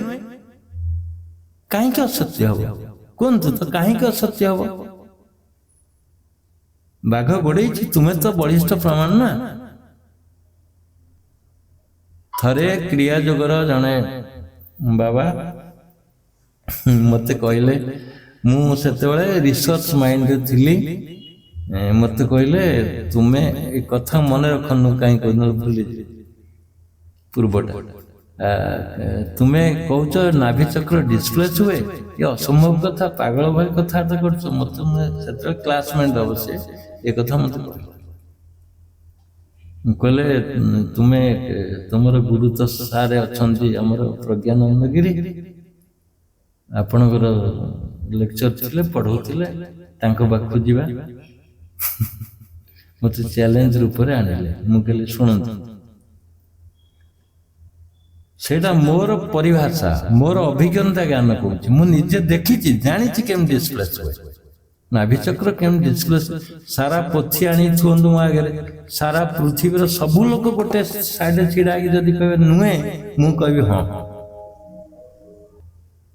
ମୁଁ କହିବି ହଁ, କାରଣ ମୁଁ ଅନୁଭବ କରିଛି ଡିସପ୍ଲେସ୍ କେମିତି ହୁଏ ନାଭିଚକ୍ର। ହୁଏନି କେମିତି କହୁଛ ତୁମେ? ରଖ ସେ ଗୀତା ପୁରାଣ ପୋଥି, ମୋ ମତକୁ ମୁଁ ପ୍ରାଧାନ୍ୟ ଦଉଛି, ଯେହେତୁ ଏଇଟା ମୋର ବ୍ୟକ୍ତିଗତ ଦର୍ଶନ, ବ୍ୟକ୍ତିଗତ ରିସର୍ଚ୍ଚ, ବ୍ୟକ୍ତିଗତ ଜ୍ଞାନ। ସେମିତି ଏଠି ସ୍ୱପ୍ନଟା ତୁମେ ଦେଖୁଛ। ଗୋଟେ ପୋଏଟ ବର୍ଚ୍ଚଣାରେ ମୋ କତିରେ ଭେଟ ହେଲେ ଏଇ ଯୁକ୍ତି ତର୍କରେ, କହିଲେ ସ୍ୱପ୍ନ ଫପ୍ନ କିଛି ନାହିଁ, ମୁଁ ତ ଦେଖେନି, ମୁଁ କେମିତି ବିଶ୍ୱାସ କରିବି? ଇଏ ଅଜ୍ଞାନ, ଇଏ ଅମାନସିକ କଥା। କୌଣସି ବ୍ୟକ୍ତି ଏମିତି ଅଛନ୍ତି ପୃଥିବୀରେ କୌଣସି ସ୍ୱପ୍ନ ନ ଦେଖିଛନ୍ତି କହିଲେ? ମୁଁ ସେଇ କଥା କହିଲି। ମୁଁ କହିଲି ତମେ ସ୍ୱପ୍ନ ଦେଖିଛ କି ନାହିଁ ସେଇଟା ବଡ କଥା ନୁହେଁ। ତୁମେ ସ୍ୱପ୍ନ ଦେଖ କି ନ ଦେଖ, କିନ୍ତୁ ସମସ୍ତେ ଦେଖନ୍ତି, ତୁମକୁ ଛାଡିକିରି ହୁଏତ। କେହି ପୃଥିବୀରେ ଏମିତି ନାହାନ୍ତି ସ୍ୱପ୍ନ ଦେଖି ନାହାନ୍ତି ବୋଲି। ତମେ କଣ କହୁଛ ସ୍ୱପ୍ନ ନାହିଁ? ସେ ଲୋକଙ୍କୁ ତମେ କେମିତି ବୁଝେଇବ କୁହନ୍ତୁ? ଆମ ଭିତରେ ବର୍ତ୍ତମାନ କହିଲେ କିଏ ସ୍ୱପ୍ନ ଦେଖିନାହାନ୍ତି? ଜଣେ ବ୍ୟକ୍ତି କୁହନ୍ତୁ, ଏମିତି କୌଣସି ବ୍ୟକ୍ତି କିଏ ଅଛନ୍ତି କିଏ ସ୍ୱପ୍ନ ନ ଦେଖିଛି? ସମସ୍ତେ ସ୍ୱପ୍ନ ଦେଖିଛନ୍ତି। ଆରେ ସ୍ୱପ୍ନ ନାହିଁ ତ ଆତ୍ମା କୁଆଡେ ଆସିବ ତୁମ ଭିତରେ? ତାହେଲେ ଆତ୍ମା ନାହିଁ। ସେ ବାଟ ଖୋଜୁଛି, ପ୍ରତି ମୁହୂର୍ତ୍ତରେ ବାଟ ଖୋଜୁଛି। ତୁମେ ତାକୁ ଦର୍ଶନ, ତୁମେ ଆସ ତା ଆଡକୁ, ସେ ଡାକୁଛି ପରୋକ୍ଷରେ। ସ୍ୱପ୍ନ ଦେଖୁନ ନା, ତୁମକୁ ଡାକୁଛି, ଆହ୍ୱାନ କରୁଛି, ଦେଖ ତୋ ଭିତରେ କେତେ ଅଛି। ନଦ ନଦୀ, ପାହାଡ ପର୍ବତ, ବୃକ୍ଷରାଜି, ସୁଲସୁଲ ପବନ, ଖରାର ମାନେ ନିର୍ଘାତ ଖରାର ଚମତ୍କାରିତା ତୁମ ଭିତରେ ସେ ଦେଖୁଛି। ଖରା ଜୋର ହେଇଛି, ତୁମେ ଯାଉଛ ଛତା ଧରିକି ମଧ୍ୟ ସ୍ୱପ୍ନରେ ଯାଉଛ। ଦେଖନ୍ତୁ କେତେ ଅବିକଳ ଦୃଶ୍ୟ ଦେଖାଉଛି। ତୁମେ କଣ ସୃଷ୍ଟି କରିପାରିବନି ସେ ଦୃଶ୍ୟକୁ? ଜାଗ୍ରତ ଅବସ୍ଥାରେ ଛାଡିକି ଯେତେବେଳେ ସ୍ୱପ୍ନକୁ ଯିବ, ସ୍ୱପ୍ନରୁ ଯେତେବେଳେ ଯିବ ନିଦ୍ରା, ଏ ତିନୋଟି ଅନୁଭବ ହଉଛି। ଆମେ ଏଇଠି ଟପିକ ଛାଡିଥିଲେ ଯେ ଚାରୋଟି ଅବସ୍ଥା ଯାହାର ଥିବ ସିଏ ହଉଛି ବ୍ରହ୍ମ। ଆଉ ଗୋଟେ କଣ? ତୁରୀୟ ଅବସ୍ଥା। ସ୍ୱପ୍ନ, ଜାଗ୍ରତ, ସ୍ୱପ୍ନ, ସୁଷୁପ୍ତି ମାନେ ନିଦ୍ରା, ଆଉ ତୁରୀୟ ଅବସ୍ଥା ସମାଧି ଅବସ୍ଥା ହଉଛି ଯାହାର ଥିବ। ଏଇ ଚାରୋଟି ଅବସ୍ଥା ତାକୁ ବ୍ରହ୍ମ କହିବ। ଅୟଂ ଆତ୍ମ ବ୍ରହ୍ମ, ଇଏ ହଉଛି ବ୍ରହ୍ମ। ତତ୍ତ୍ୱମସି, ତାହା ତୁମେ ମଧ୍ୟ ଅଟ। ତୁମେ ସେଇ ବ୍ରହ୍ମ, ତୁମେ ସେଇ ବ୍ରହ୍ମ। ତତ୍ତ୍ୱମସି, ଇଏ ବେଦର ମହାବାକ୍ୟ, ଯୋଉଟା କି ଜୀବ ବ୍ରହ୍ମକୁ ବୁଝଉଛି। आम फेरी आसिले पुणी जो स्टार्ट करुले कहवाई जीव ब्रह्म से जीव ब्रह्म जी गोटे जगार अच्छी तेणु पुणी आम बैक हेले जो मंदिर बुलुचे सब खोजुचे सी तुम भितर रही चकमा देकर बस तुम भितर हसुची तुम्हें कौन करुच मुझे कर्णाटक जाइए देह खराब होता सी हसुला भितर बसिक देख सी कुआड़ बुलुची मुझे उठे देखे देखुची आज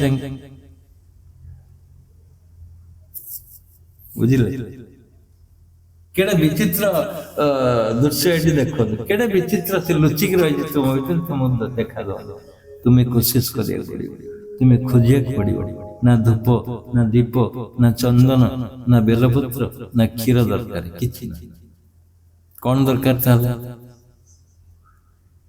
कौन दरकार किए कहे कहतु तांको पाया गले कौन दरकार समस्त एक स्वर कहे जोग दरकार ठीक है जोग को छाड़ी आउ कौन दरकार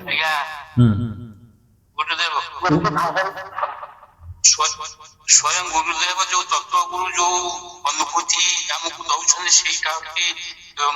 महामूल्यवान ज्ञान शेष सीमा से ज्ञान बल आम जान ठीक है भल कथा कहले गुरुदेव जो ज्ञान स्वयं गुरुदेव जो ज्ञान आमको प्रदान कर तत्व गुरु माने जो प्रैक्टिकल फील्ड रु जो ज्ञान अनुभूति आसुची से ज्ञान ही आमको से स्तर रे पहुंचे दो ठीक सठिक आंसर ठीक है ताने सत्संग कहया कथा जे सत्संग द्वारा सब किछि संभव हो परिबो प्रथम होची ए सत्संग माध्यम रे तुमे से जाय परिबो ठिकाना मिलिबो जे कोट से अछि तार सठिक ठिकाना तार सठिक आंसर तुमे पाइबो सद्गुरु पाखरु बा सत्संग जो माने करूछन केवल आत्मा कथा कहउछन से होतनी प्रकृत सत्संग बा सेही सद्गुरु आत्मा व्यतिरक जी कौन कहला जानवे अच्छी ताने से तुमको रूट चेंज करने को नहीं जाऊँ से सठिक नुहति से भागवत कहले जे गुरु जाने वेद तत्व आत्मज्ञान सदा रत जी वेद तत्व कहूब आत्मज्ञान रत थी ताने जोग करुव रत माने जोग कर आत्मज्ञान सदा रत सी हूँ गुरु जे गुरु जाने वेद तत्व आत्मज्ञान सदार तेणु आत्मा को छाड़ी जो माने अन्य कथा सब गपुंट आम गुरु एत महान आम गुरु एत लंबा एत चौड़ा एत मोटा एत गोरा से पायजामा पिंधती पगड़ पिंधती से गुरु वर्णना करुवा लोक जे सद्गुरु हो पार बुझिले आत्मार वर्णना कर जदि पारुच आत्मज्ञान कथा कह केवल आत्मज्ञान कथा जी आत्मज्ञान कथा कहूँ से ही आत्मा बिना आत्मार के आत्मज्ञान कथा कही पार आत्मा को न देखि लोक न जानी लोक न चिन्ही लोक केवल आत्मज्ञान कथा कही पार मन रखते ए सेंटेंस मैत्र पचारे याज्ञवल्क्य ऋषि की आत्मा किपरि याज्ञवल्क्य ऋषि कौन कहले आत्मा को अच्छी तरह से देख लेने से माने भल भाव देखी नेला परे अच्छी तरह से जान लेने से जानिला परे आत्मार रूपरेख कौन जानी पारिबो मु कहि परिबे तुम्हें निजे आत्मा को देखी नेला परे आत्मा को अच्छी तरह से जानी लेला परे आत्मार रूपरेख जानी पारिबो मते कई जन प्रश्न कर आत्मा किपरि मु केमती बुझेबी कोन यही अर्थ में बुझाऊ जे आत्मार रूप हेई पारे स्वप्न आत्मार रूपरेख हेई पारे स्वप्न हुए तो सेटा बिलेई रूप हेई पारे बिलेई माने बाघ बाघ एवं बिलेई भितर आकाश पाताल तफात बाघर जदि लांजुटा टेकी दब मोड़ी दब तमे मरी जीव ବାଘ ଯଦି ତା ଲାଙ୍ଗୁଡକୁ ମୋଡିଦବ ଉପରକୁ ଟେକିଦବ ଗର୍ଜନ କରିବ ତମେ ଛାନିଆ ହେଇକି ମର। କିନ୍ତୁ ବିଲେଇ ଯେତେ ଗର୍ଜନ କଲେ ତମେ କିଛି ହବ? ନହେଲେ ବିଲେଇକି ଦି ଚାପୁଡା ବୁଞ୍ଚେଇବ, ମାନେ ଗୋଟେ ବାଡି ଧରିଲେ ସେ କୁଆଡେ ଉଡିକିରି ଯିବ ତା ଠିକ ନାହିଁ। କିନ୍ତୁ ବାଘ ତ ଯିବନି। ସେମିତି ସ୍ୱପ୍ନ ଏବଂ ସମାଧି ଭିତରେ ଯଦି କିଛି ତଫାତ୍ ଥାଏ, ଯଦିଓ ଦୁଇଟି ଭଉଣୀ କୁହାଯାଉଛି, ଟୁଇନ୍ ଦିଟାଙ୍କ ଯାଆଁଳା, ଏକା ଏକା ବଡ ଭଉଣୀ ଏବଂ ସାନ ଭଉଣୀ, ସ୍ୱପ୍ନ ଏବଂ ସମାଧି। କିନ୍ତୁ ତା ଭିତରେ ବି ଆକାଶ ପାତାଳ ଅଛି। ସ୍ୱପ୍ନକୁ ତୁମକୁ ଦେଖଉଛି, ତୁମକୁ ଅଜ୍ଞାନ ଅବସ୍ଥା ରଖିଦିଅ, କିନ୍ତୁ ସମାଧିରେ ତୁମ ଅଜ୍ଞାନ ଅବସ୍ଥା ରହିବନି, ତୁମେ ଜ୍ଞାନ ଭିତରେ ରହିବ। ତୁମେ କ୍ରିଏଟର ହେଇଯିବ ସେଠି, ତୁମ ଦ୍ୱାରା ସୃଷ୍ଟି ହେଇଛି ବୋଲି ଅନୁଭବ କରିବ। କାହାକୁ? ସମାଧି। ଏଠି କଣ କିଏ ସୃଷ୍ଟି କରିକି ତୁମକୁ ଦେଖଉଛି? ତୁମେ ସେଠି ସୃଷ୍ଟିକର୍ତ୍ତା ହେଇଯିବ। ଏଠି ଆଉ କୋଉ ହିରୋକୁ ଦେଖଉଛ ତ? Hero HERO hero. ଏଠି କିଏ ହିରୋ ନାଚୁଛି ତୁମେ ଦେଖୁଛ, କିନ୍ତୁ ସେଠି ତୁମେ ସ୍ୱୟଂ ହିରୋ ହେଇଯିବ। ହିରୋ ସମାଜରେ ତୁମେ ସ୍ୱୟଂ ହିରୋ।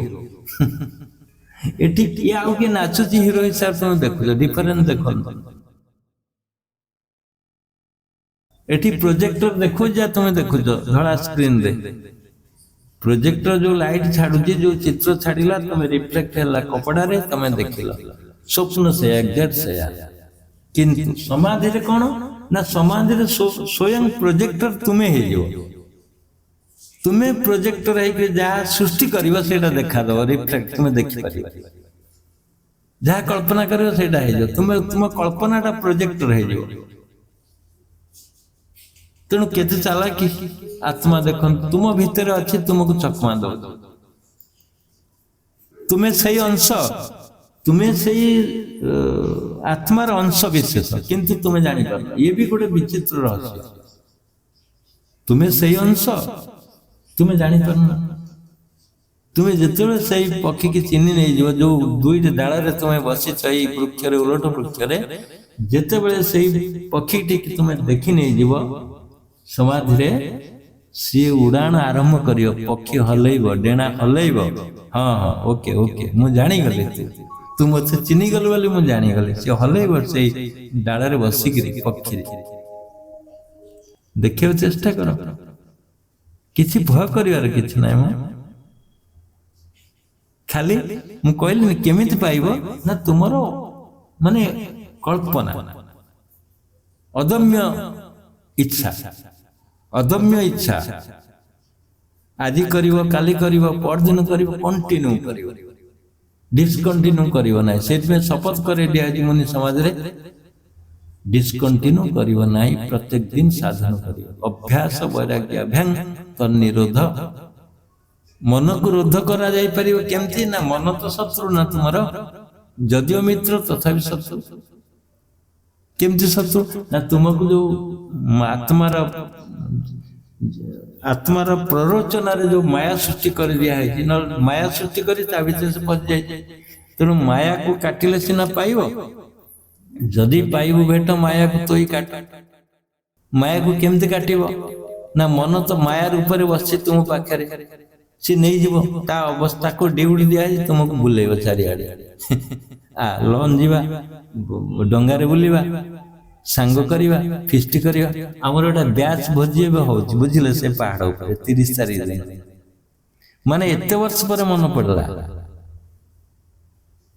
ମୁଁ କେବେଠୁ କହିଲେଣି ଭୋଜି କରିବା, କାହିଁକିନା ଆମେ ସେଇ ପିଲାଦିନରୁ ଫେରି ଆସିବା। ପିଲାର ଯୋଉ କୋମଳତା ଭାବ ଥିଲା, ସ୍କୁଲ ଆମେ ପଢୁଥିଲୁ, କିଏ କାହା ସାର୍ଟ ଚିରୁଥିଲା, କିଏ ଡଟ୍ ପେନ୍ ଚୋରି କରୁଥିଲା, କିଏ ଲେଖିକିରି ଆଣୁଥିଲା, କିଏ ପଢଉଥିଲା ସାର୍ ହେଇକିରି। ଏ ଯୋଉ ଭାବ ଥିଲା, କିଏ ଭଲି ଖେଳୁଥିଲା, କେତେ ସୁନ୍ଦର ଭାବ ଥିଲା, ସେ ଆଉ ନାହିଁ। ଆମେ ଫେରି ଯିବା ପୁଣି ବେଳେ ବେଳେ ସେଇ ଛୋଟ ପିଲା ଦିନକୁ ମନେ ପକେଇବା ପାଇଁ। ସେ ତେଣୁ ବ୍ୟାଚ୍ ଫିଷ୍ଟ କର ତାଙ୍କୁ। ଆଜି ମୁଁ କହିଲି ସେଦିନ ରବିବାର ଅଛି, ମତେ 1 ଘଣ୍ଟା ଦବାକୁ ପଡିବ। डिस्कंटिन्यू ମୁଁ କରିବିନି। ସେ ପାହାଡ଼ ଉପରେ ବରଂ ସତ୍ସଙ୍ଗ କରି ତୁମ ଆଗରେ ବସିବ, ଅନଲାଇନ ଅଫଲାଇନ ସବୁ ଚାଲିବ। ତେଣୁ ଏ କଥା କହିବାର ଉଦ୍ଦେଶ୍ୟ ହେଉଛି ଏଇ ଯୋଉ ମାୟା ରୂପରେ ରହିଛି ତୁମକୁ ବୁଲେଇବା ପାଇଁ ସେ ଚେଷ୍ଟା କରୁଛି। ତୁମେ ଆଜି ପର୍ଯ୍ୟନ୍ତ ବୁଲିଛ, ଧର ତୁମ 60 ବର୍ଷ ହେଲାଣି, 72 ବର୍ଷ ହେଲାଣି, 50 ବର୍ଷ ହେଲାଣି, 55 ବର୍ଷ ହେଲାଣି, ତୁମେ ବୁଲୁଛ। ସେ ବୁଲଉଛି ତୁମକୁ, ଭିତରେ ରହିଛି, ହସୁଛି, ଦେଖୁଛି, ବସୁଛି, କ'ଣ କଣ କରୁଛ, କେତେ କାହାକୁ ଟଙ୍କା ଦେଲ, କେତେ ଆଣିଲ, କେତେ ଦେଲ, କେତେ ସୁଧ ଆଣିଲ, କେତେ କେତେ ଆୟ କଲ, କେତେ ବ୍ୟୟ କଲ। ଇଏ ସବୁ ରଫ୍ ଚିନ୍ତାରେ ତମେ ବୁଲେଇ ଦେଇଛନ୍ତି। ତମକୁ ରଫ୍ ଚିନ୍ତା ଗୁଡ଼ା ସବୁ କିଛି ନାହିଁ। ନେଣ ଦେଣ ବାୟର ସେଲର ହିସାବରେ ତମେ ଆଜି 60 ବର୍ଷ ହେଇଗଲା, କୋଉଠି କିଣିଲ, କୋଉଠି ବିକିଲ, ବାସ୍ ଏମିତି ବିକା କିଣା ଭିତରେ ତମ ଜୀବନଟି ପଳେଇବ। ବାପା, ଜୀବନ ରହିବନି। ଜୀବନ କେବେ ରହିବନି, ମନେ ରଖ। ଚିରନ୍ତନ ସତ୍ୟ ହଉଛି ତମେ ଯିବ, ଏଠୁ ଛାଡ଼ିବ। ପ୍ଲାଟଫର୍ମ ଦିଆ ହେଇଛି କିଛି ବର୍ଷ ପାଇଁ। ଆସ, ନାଚ, କୁଦ, ଖେଳ, ବୁଲ, ତା ଭିତରେ ସାଧନ କର। ନିଜକୁ ଭୁଲି ଯାଅ ନା ମୁଁ କିଏ, ନିଜର ପରିଚୟ ନେଇକି ଯାଅ ଉପରକୁ। ଏଇଟା ହଉଛି ବାସ୍ତବ ତତ୍ତ୍ୱ। ତୁମର ପରିଚୟ ଖୋଜିବା ନିହାତି ଦରକାର। ହସୋକେ, ଖେଳକେ, ହସିବା, ଖେଳିବା, କରିବା ଧ୍ୟାନ। ହସିବା, ଖେଳିବା, କରିବା ଧ୍ୟାନ। ହସି ଖେଳିକିରି ଧ୍ୟାନ କର, ଯୋଗ କର। କେବେ ଦୁଃଖରେ ଯୋଗ କରନି। ହସିବା, ଖେଳିବା, କରିବା ଧ୍ୟାନ। ମୁଁ କହୁନି ମନ ଦୁଃଖ କରି କାର ରୁମାଲ ଚୋରି ହେଇଗଲା, କାର ପ୍ୟାଣ୍ଟ ସାର୍ଟ ହଜିଗଲା। ମୋର ଏଇ କାଲି ଗୋଟେ ମୋବାଇଲରେ କଭର ଥିଲା, ତା ଯୋଉ ଅଗଟା ଯୋଉ ସ୍କ୍ରିନଟାକୁ କଭର କରିଥିଲା, 4ଟା ଅଛି ତା ଦେହରେ କ୍ୟାମେରା ଉପରଟା ଯୋଉଟା କଭର କରୁଛି, ସେ କୋଉଠି କାଲି ଗଳି ପଡ଼ିଲା। ମୁଁ ଯାଉଛି ସିଆଡ଼େ, କୋଉଠି ଖୋଲିଲା ବେଳେ ଢିଲା ହେଲାଣି, ଗଳି ପଡ଼ିଲା ଗଲା। ଓରିଡି ହବାର କ'ଣ ଅଛି? ଯଦି ମୁଁ ଚାହିଁଥାନ୍ତି, ଅଜ୍ଞାନତା ଥାନ୍ତା, କାଲି ପର୍ଯ୍ୟନ୍ତ ମୁଁ ଆଜି ବି ଖାଇ ନଥାନ୍ତି। କୁଆଡ଼େ ଗଲା, କାହିଁକି ହଜିଲା, କୋଉଠି ହଜିଲା, ବାସ୍ ଗଲା। ସେମିତି ଜୀବନଟା ତୁମର ନଷ୍ଟ ହେଇଗଲାଣି। 60 ବର୍ଷ ଯାକେ, 50 ବର୍ଷ, 80 ବର୍ଷ, ଆଉ କେତେ ଦିନ ପରେ ଜୀବନ ପଳେଇବ। ଏଇ ହିସାବ କରି କରି, ଏଇ ହିସାବ, କ'ଣ ନେଲି, କ'ଣ ରହିଲା, କ'ଣ ହଜିଲା। ଆମ ଗାଁରେ ଜଣେ ଲୋକ ଥିଲେ, ସବୁ ଚୋରି ଚାରି କରିକିରି କୋଉଠି ଲୁଣ୍ଠନ କରି କ'ଣ କରିକିରି ସବୁ ସୁନା ରଖିଥିଲା। ସେ 2 ଭାଇ ଥିଲେ। 2 ଭାଇ ସୁନା, କାଳେ ବଡ଼ ଭାଇ ମରିଗଲା ପରେ ବାପା, ବଡ଼ ଭାଇ ତାକୁ ଡିମାଣ୍ଡ କରିବ ମୋର ଅଧେ ସୁନାରୁ। ସେ ପୁଣି କାନ୍ଥକୁ ସଂଲଗ୍ନ କରିକିରି, ସେଇ ଯୋଉ ଆଗେ ଗଡରେଜ ନଥିଲା, ଟ୍ରେଜେରୀ ନଥିଲା, ସେଇଟା ଗୋଟେ ସୁଡ଼ଙ୍ଗ କରିକି ରଖିଥିଲା ସିମେଣ୍ଟରେ, ଗୋଟେ କଣରେ ଚାବି ପକେଇଥିଲା। ସବୁ ଭାଙ୍ଗିକି ନେଇଗଲା। ସାନ ଭାଇ ନେଇଗଲା।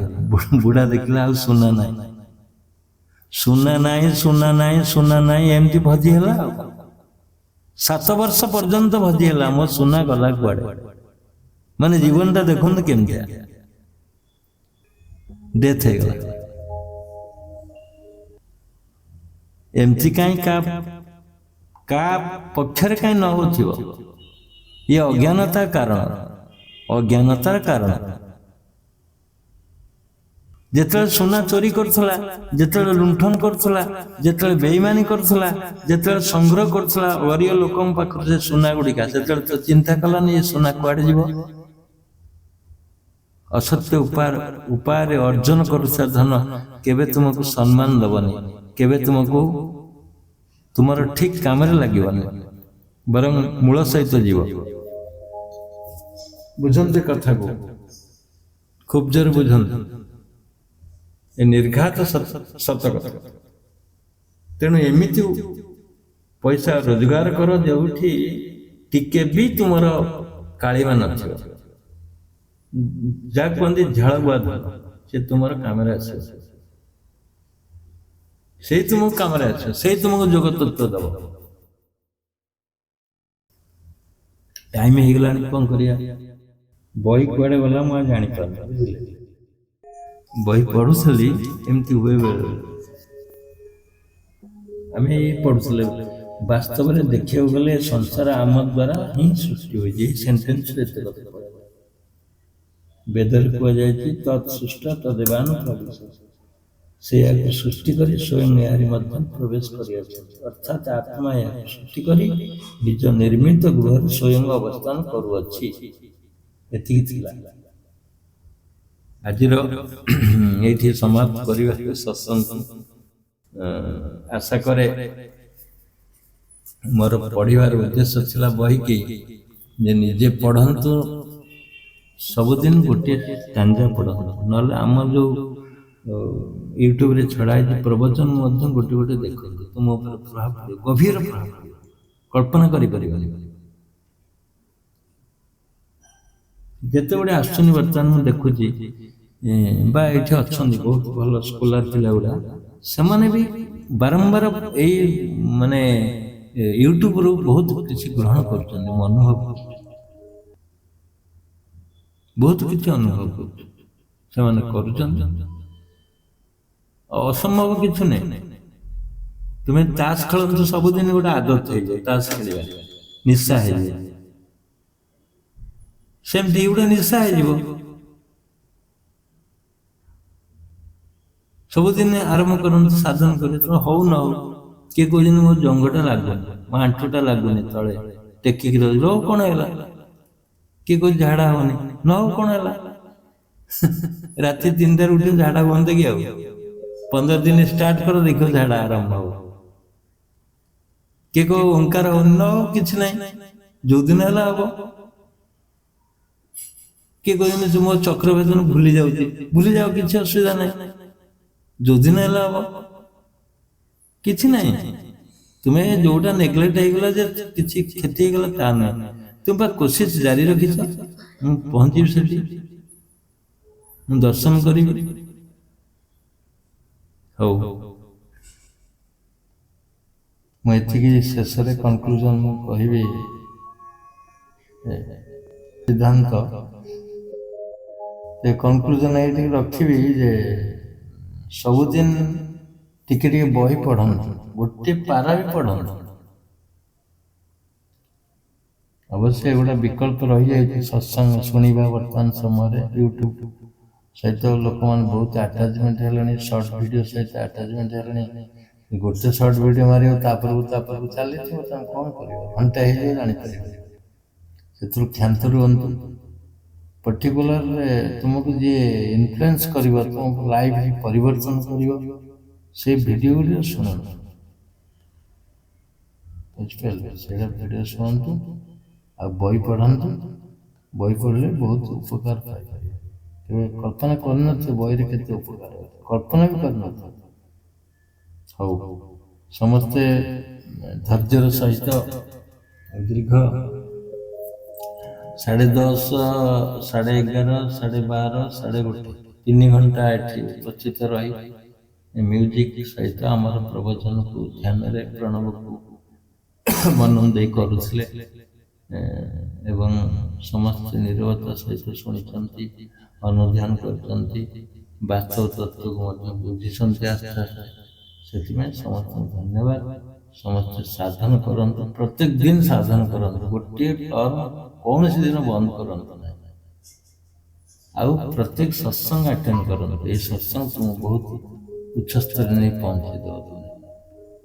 ସମସ୍ତଙ୍କୁ ଧନ୍ୟବାଦ। ଜୟ ଜୟ।